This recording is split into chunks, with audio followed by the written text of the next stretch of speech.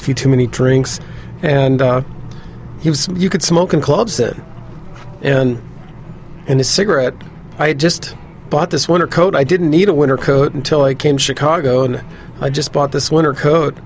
It was kind of an investment at the time, and anyway, he was dancing around, and his cigarette must have fallen into my pocket. And I was sitting there with Jake Labatz, who was kind of a protege of he's a real good pre-war player. Lived in Chicago in the 90s, and he said, "Hey man, I think your coat is on fire." His cigarette had fallen in my pocket and set my coat on fire. Well, that's why my mama told her papa stood and cried. Look at the son. What you got on your worry, man? I look at mama and said, "You know one thing?" She said, "Girl, man, why don't you leave that long hair down, Lord? Look at my man. You just don't know what looks the little long hair down and put it down." I told her, I love my long hair down now. Down.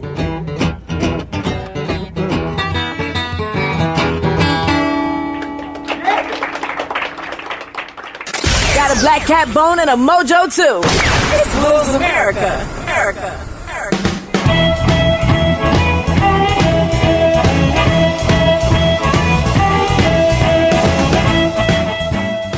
You're listening to Blues America, and I'm your host, Drew Verbis. I'm hanging out at the Chico Chisholm Memorial Studio in Phoenix at 4242 East University Drive, live with today's special guest from Chicago, Rockin Johnny. Now, Johnny, you're a young guy, so how did you learn about the blues? And tell me about your transition to Chicago during the early 1990s. Sure. Well, I was already playing some gigs and had seen some good blues acts in Greenville, South Carolina, because there was a place called Studio B that a lot of people played at. I saw Gatemouth Brown and Eddie Clearwater and Guitar Junior, who was awesome.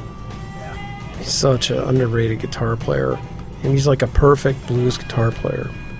And anyway, I had seen these guys, and I was taking guitar lessons and just trying to learn how to play. But I was interested in all kinds of stuff.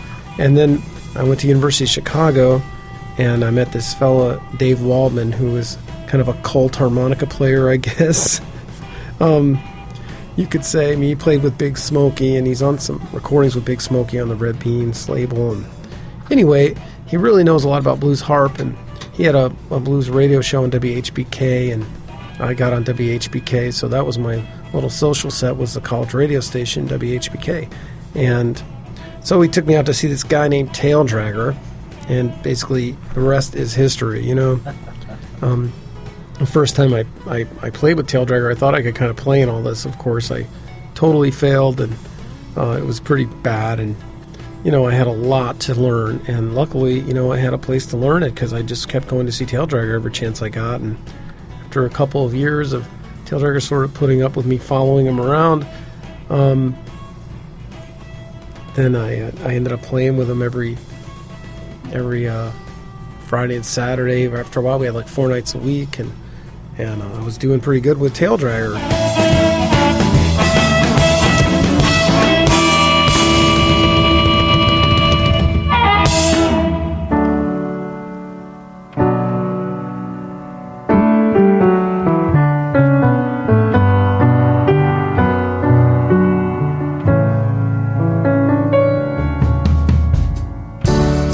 So you did know guitar prior to getting to Chicago. Then you were a guitar player. Yeah, but I had to go to the West Side and actually see like bands play for a black audience. Like I had to see black blues in a black audience to actually understand what I was listening to. And then it's like someone turned the lights on, Then I sort of got it. I had too much. I just didn't understand it in high school yet, and so that's kind of, I got lucky. I had all those, chances to learn, and I had to sort of grow into it, and that was pretty cool. And at that time, Dave Waldman and Steve Cushing had a little band called the Ice Cream Men, and they played every Thursday at a bar called Lily's, and they had either Tail Dragger as a frontman or Big Wheeler, who was the older brother of James Wheeler, the guitarist in Chicago. Big Wheeler played harmonica. or Jimmy Lee Robinson. And I ended up doing, when Delmark had been sort of inactive for several years, and when they sort of got online with their new studio, that was in 92 or so. Yeah, 91, 90, whenever. Something like that, 91, 92. That's when they started making records again, and really like they made a lot of records in the 90s, and our CDs. So I did my first recording was it was just 2 guitars and drums, because Steve Cushing didn't want an electric bass, so which is great because I had to learn the bass. I learned everything like from the bottom up. First I learned the bass lines, and then I learned to play like rhythm guitar. And as with Tail Dragger, I wasn't the only guitarist for a long time. It was either Johnny B. Moore or Lurie Bell. So I had to just learn how to play chords and stay out of people's way. So that's the middle register, and then I got to be the only guitar player and play kind of like the whole complete picture. And so it was a gradual learning there. Please don't bother. How can you run my home when you can't run home? Come on.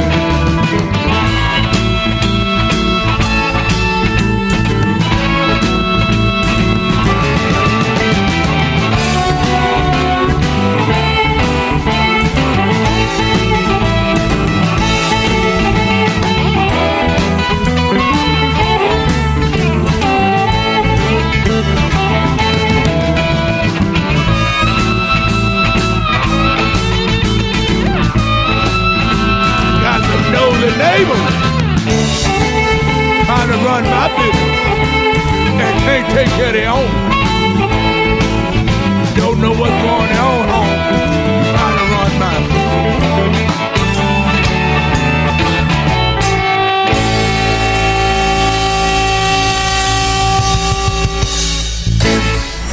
Blues America.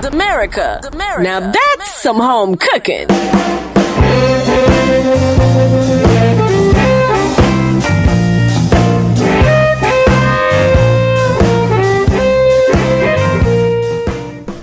When you were in the clubs on the west side, you went there, did you find them to be really accepting? Oh, yeah. Well, Dave took me there. So, I mean, someone, I wasn't just a stranger coming off the street, I was coming in with people that had a long relationship with Tail Dragger. And everything was totally fine on the west side. I mean, it was pretty nerve-wracking to get there and get back, because people would be in the corner.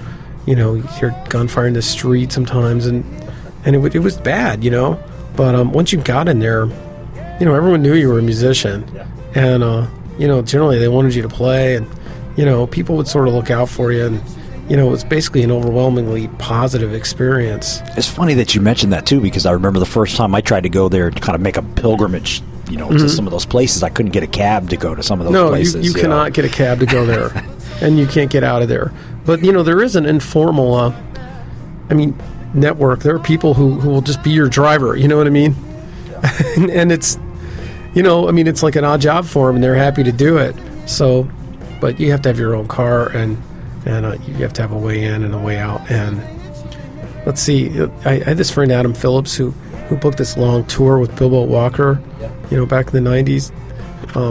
Anyway, he was I was playing with Tail Dragger at Pulaski and Van Buren at this place. We just called it Godfather Video because the place didn't have a name, but there was a giant sign painted on the wall. It said Godfather Video. So this is actually when was this? Probably late 90s, and he had just pulled up in front of the place, and the police stopped him, and they were about to search his car. I mean, the other thing you have to worry about is the police, because there's absolutely no good reason for a white guy to be there. And, from the point of view of the police. And they just don't understand the white blues thing at all.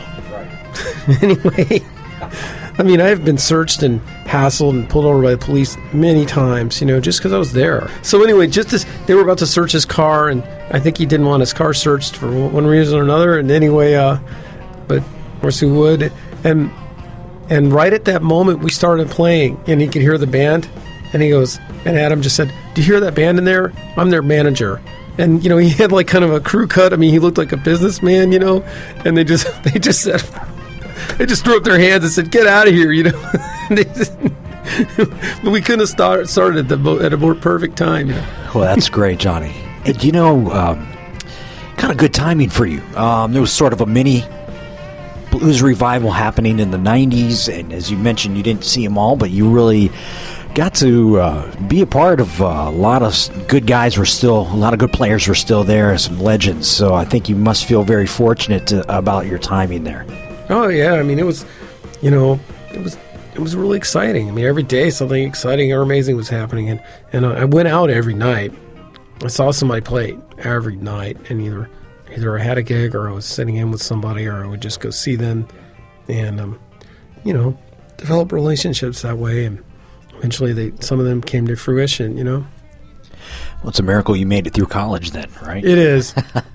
So you mentioned Delmark, and you became a lot of things for Delmark. I mean, you were sort of almost like the house band. At least that's the reputation that we would get out here, and you did some really great records for them. And tell me about your first record with them. Well, the first couple were the Big Wheeler thing and the Jimmy Lee Robinson thing, and that was right when they first got online.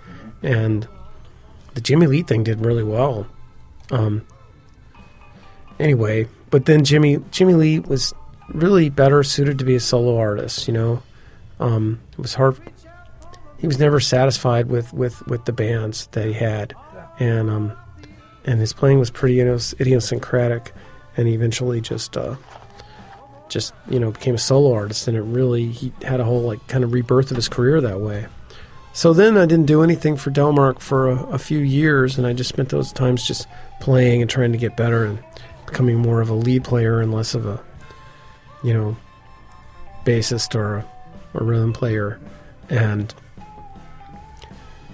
in '96, I went in there with Jimmy Burns, and that's because I had started playing at the Smoke Daddy, which was the other big boost to my career, was playing at the Smoke Daddy every Monday, and it was a 7-year residency, and so there were a lot of residencies back then, but this one was really the right place with the right thing at the right time, and everything about it clicked, and we started really packing the place, and everybody there was like the best possible person. It's just amazing how it all worked out, and we had Jimmy Burns, and so Bob came down and saw us and signed Jimmy and like after one set, and so we were the backing band. And then right after Jimmy, that's when I did my first thing, and then my first thing did really well. That was straight out of Chicago, and I had Tail Dragger on it. I had Robert Plunkett, who was the drummer, played with Elmore James, played with Guitar Jr. and Eddie Shaw.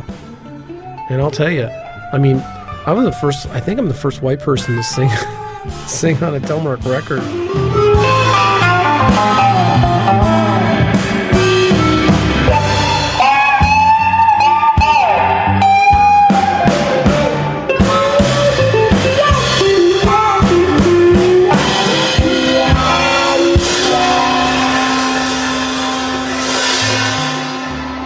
Damn right! Damn right! Got the blues? More blues on our Facebook and Twitter. More with this week's special guest, the star of the show, Rockin' Johnny, when Blues America returns. But first, the Blues Break, big number 1 with Cold Chills, from Rockin' Johnny's new album titled Greetings from Greaseland, from PRX, Public Radio Exchange. The Blues Break. Blues Break. Big number 1. Number 1. Cold chills, cold chills run over me when I see my baby walking, and I hear my baby talking. When I see my baby walk, and I hear my baby talking. Cold chills run over me when she called me on the phone.